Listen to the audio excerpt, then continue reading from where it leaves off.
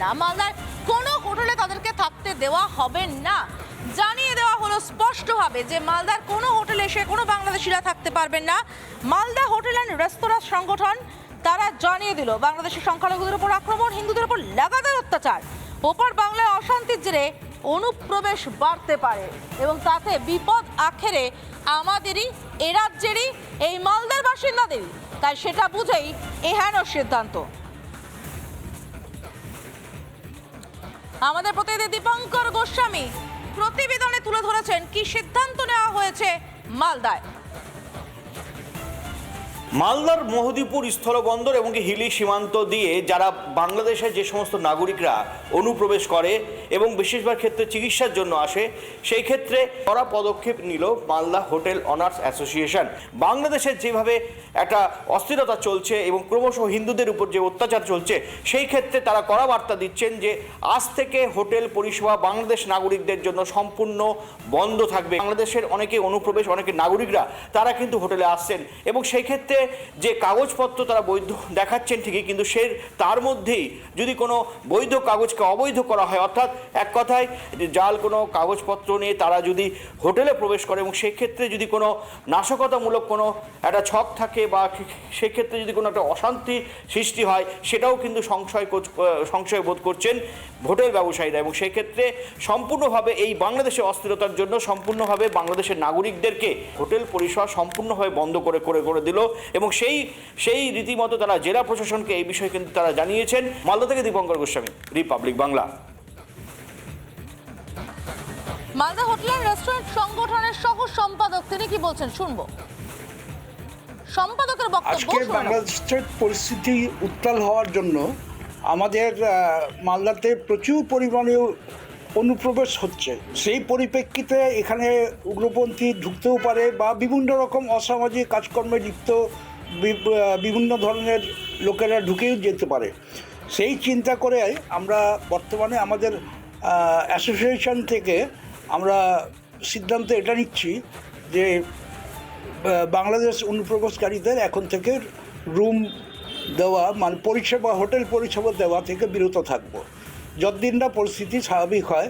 এবং আমরা এটাও চিন্তা করেছি যে প্রশাসনিক লেভেলে এই ব্যাপারটা জানাবো এবং জানালে তারপর যে সিদ্ধান্ত হবে সেটা পরবর্তীতে আমরা জানিয়ে দেবো। আজকে বাংলাদেশের যে বর্তমান পরিস্থিতি, বাংলাদেশ পুরো উত্তাল অবস্থা বাংলাদেশ চলছে। আজকে আমরা সংগঠন হিসাবে এই সিদ্ধান্তে এসেছি যে আগামী দিনে বাংলাদেশ থেকে যে সমস্ত বোর্ডাররা আমাদের এখানে রুম নিতে আসেন তাদেরকে হয়তো আমরা রুম দেবো না, রুম দেওয়া বন্ধ করব। অবশ্যই আমরা প্রশাসনিক বৈঠক করে তাদের মাধ্যমে তাদেরকে জানিয়ে দেবো। এই সিদ্ধান্তে আমি হয়তো অনেক সমস্যার সম্মুখীন হতে পারে। আমাদের হয়তো ব্যবসার একটা হিউজ ক্ষতি হবে।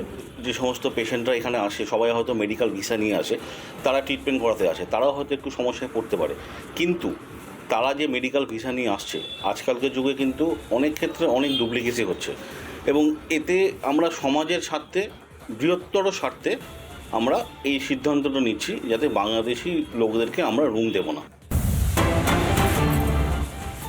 শুরু হয়ে গিয়েছে প্রতিশোধের খেলা। বাংলাদেশে যদি কেউ আসেন আগরতলা থেকে, তাদের ভিসায় না বাংলাদেশ হাই কমিশনে, যদিও সামনে রাখা হচ্ছে নিরাপত্তার কারণেই নাকি ভিসায় না করা হচ্ছে, কিন্তু আদতে কি আগরতলার ক্ষোভের প্রতিফলন এটা? আগরতলায় বাংলাদেশ হাই কমিশনের সামনে যে ক্ষোভ বিক্ষোভ হয়েছিল তারই প্রতিশোধ নিতে কি ভিসায় না?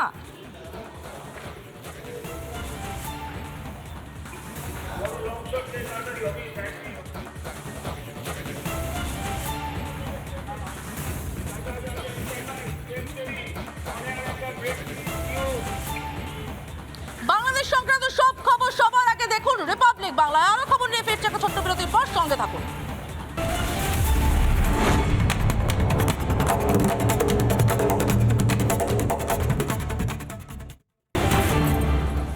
এবার আপনাদেরকে আরো একটা সমীকরণ বোঝাই। বিএনপি নেতা খালেদা জিয়া, তার সঙ্গে দেখা করলেন কে? পাকিস্তানের হাই কমিশনার। দেখা করে ঠিক কি কথা হলো জানাবো আপনাদেরকে। তার আগে এটাই তো বড় খবর, পাকিস্তানের হাই কমিশনার সাক্ষাৎ করেন, সৈয়দ আহমেদ ফারুক সাক্ষাৎ করেন খালেদা জিয়ার সঙ্গে। রাত 8:30টার সময় তিনি পৌঁছন। বিএনপি স্থায়ী কমিটির সদস্য জাহিদ হোসেন এই খবর জানান। দুজনের মধ্যে কুশল বিনিময় হয়, স্বাস্থ্যের খোঁজ নেন বলেও জানান জাহিদ হোসেন। কিন্তু শুধুই কি তাই, যদি ঢাকা বিশ্ববিদ্যালয়ের সামনে ত্রিপুরার আগরতলাতে বাংলাদেশের হাই কমিশনের ওপর হামলার কারণে ঢাকা বিশ্ববিদ্যালয়ের সামনে পাকিস্তানপন্থীরা বিক্ষোভ দেখান, তাহলে কি সহজেই অনুময় নয় যে এই সাক্ষাতের পেছনে শুধুই কুশল সংবাদ ছিল না?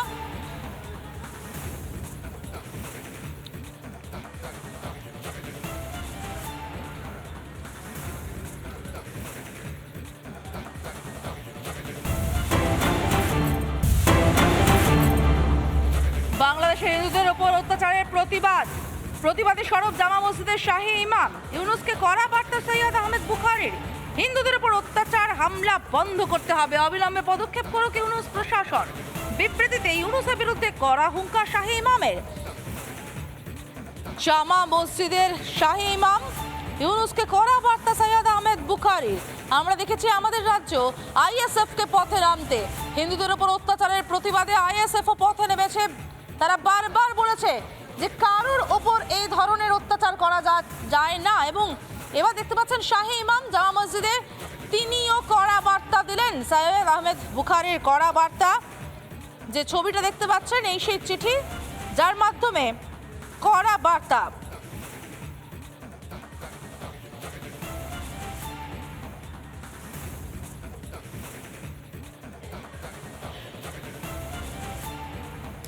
ঠিক কি বার্তা দিয়েছেন সৈয়দ আহমেদ বুখারী, একবার দেখে নেওয়া যাক। এই বিবৃতিতে ঠিক কি আছে? বলেছেন অন্যায় হামলা করা যাবে না, দ্রুত পদক্ষেপ করুক ইউনুস প্রশাসন। এই ধরনের কর্মকাণ্ডে কোনো যৌক্তিকতা নেই।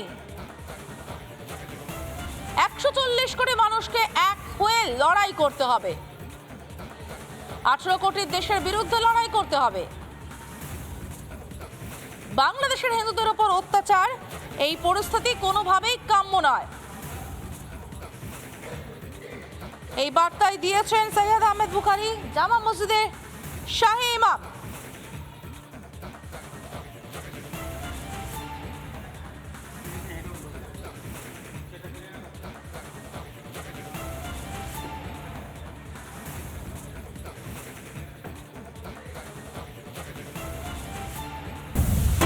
নানা ধরনের কন্টেন্ট দেখার জন্য লাইক করুন, শেয়ার করুন আমাদের ফেসবুক পেজ, সাবস্ক্রাইব করুন আমাদের ইউটিউব চ্যানেল।